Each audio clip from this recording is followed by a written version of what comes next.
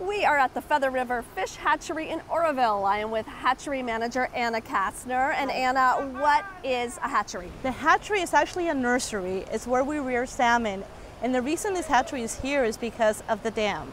Once the dam was constructed, it actually obstructed the migration of the salmon, the early arriving salmon, to the upper stretches of the Feather River. So the hatchery is here to compensate for that.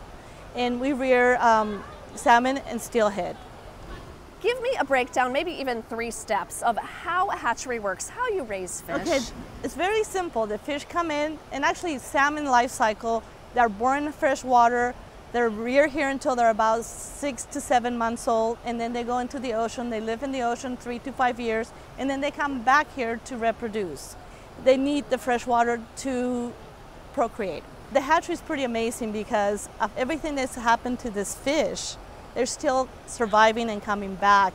We had the gold rush, we had the dams, we had population explosions, we have a lot of demand for the water, and yet this fish seem to come back year after year. It's pretty amazing.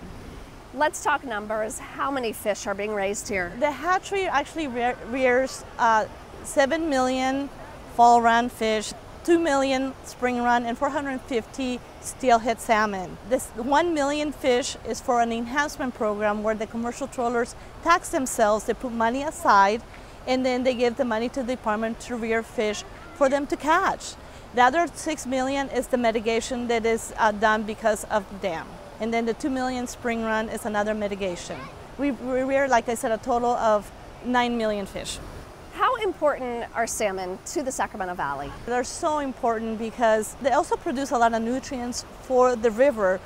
They said that one pair of salmon is enough nutrients to feed their babies.